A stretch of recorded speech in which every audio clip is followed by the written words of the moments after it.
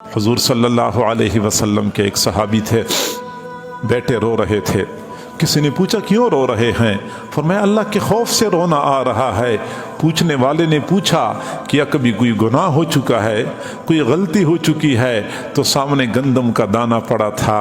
فرمایا کہ اسلام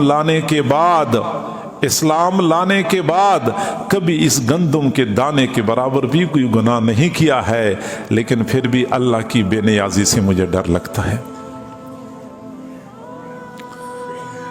اور یہی خوف خدا ہے جو بندے کو پھر اللہ کے عذاب سے بچاتا ہے، اللہ کے عذاب سے بچاتا ہے۔ اسی خوف خدا کی وجہ سے پھر اللہ کی رحمتیں متوجہ ہوتی ہیں۔ مسند احمد بن حنبل کی روایت ہے، حضور صلی اللہ علیہ وسلم کی خدمت میں جبرائیل حاضر ہوئے تو دیکھا کہ حضور صلی اللہ علیہ وسلم کے پاس ایک صحابی بیٹھے تھے، رو رہے تھے۔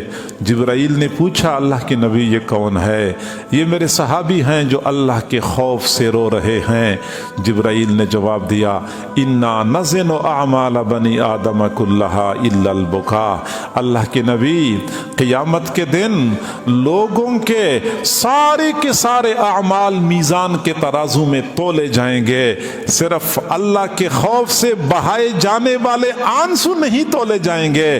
فإن اللہ یطفئ بالدمعۃ الواحدۃ بحورا من نار جہنم۔ اللہ تعالیٰ ایک آنسو کے ذریعے جہنم کی آگ کے کئی سمندروں کو بجھا دیتا ہے۔ ایک آنسو آگ کے سمندروں کو بجھانے کے لیے کافی ہو جاتا ہے۔ یہ ایک آنسو کا اللہ کے ہاں یہ مقام اور مرتبہ ہے۔ صحیح بخاری شریف کی روایت ہے، پچھلی امتوں میں سے ایک آدمی تھا جو بہت گناہ گار، بہت برا تھا۔ وفات کے وقت اپنے بیٹوں کو بلایا، بیٹا میں آپ کے لیے کیسے باپ ثابت ہو گیا؟ بیٹوں نے کہا ابا جان آپ ہمارے لیے بہت اچھے باپ ثابت ہو گئے، آپ نے ہمارے لیے بہت محنتی کی، بہت آپ نے ہم پر احسانات کیے ہیں اور ہمارے لیے بہت کچھ جمع کیا ہے۔ تب والد نے کہا کہ بیٹا میں نے آپ لوگوں کی دنیا تو بنا دی ہے لیکن اپنی آخرت برباد کر بیٹا ہوں۔ میں نے مر جانا ہے، میں نے اللہ کے پاس جانا ہے۔ مجھے ڈر لگتا ہے کہ اگر اللہ نے مجھے دوبارہ زندہ کیا مجھے وہ عذاب دے گا کہ وہ عذاب دنیا میں کسی کو نہیں دے گا۔ میرے بیٹو میری وصیت سن لو کہ جب میں مر جاؤں تو مجھے قبرستان میں دفن نہ کرو بلکہ میرے جسم کو جلا دو، اچھی طرح راکھ بن جائے، اس راکھ کو اچھی طرح پیس کے نرم کر دو، پھر آدھی راکھ سمندر میں بکھیر دو تاکہ سمندر کی لہروں کے ساتھ دنیا کے کونے کونے میں پھیل جائے، آدھی راکھ تیز ہوا کے سامنے صحراؤں میں اڑا دو تاکہ ہوا کے جھونکوں کے ساتھ صحرا کے ذرے ذرے میں یہ ریت مل جائے تاکہ اللہ مجھے دوبارہ پیدا نہ کرے۔ جب وہ بندہ فوت ہو گیا بیٹوں نے اپنے والد کی وصیت کے مطابق عمل کیا اور راکھ بہا دی سمندروں میں، راکھ کو اڑا دیا ہواؤں کے سامنے۔ لیکن اللہ کے لیے کیا مشکل ہے، پانی کو حکم دیا راکھ اکٹھی کر دو، راکھ اکٹھی ہو گئی، ہوا کو حکم دیا راکھ اکٹھی کر دو، راکھ اکٹھی ہو گئی۔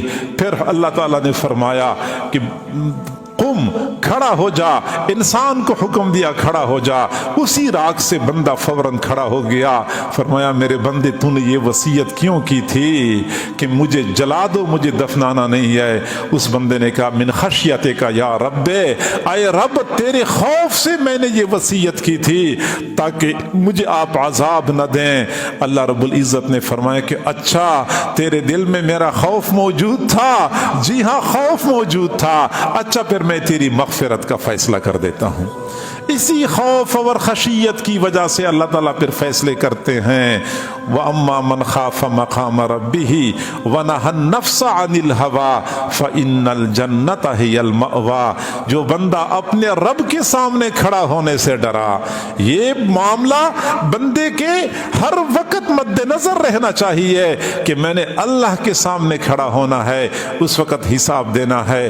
جو بندہ اللہ کے سامنے کھڑا ہونے سے ڈرا وَنَهَى नफ्स अनिल हवा, और अपने नफ्स को ख्वाहिशात से रोके रखा, फ़इन्नल जन्नत हियल मअवा, जन्नत उसी का ठिकाना है। ऐसे लोगों को अल्लाह ताला जन्नत अता करता है।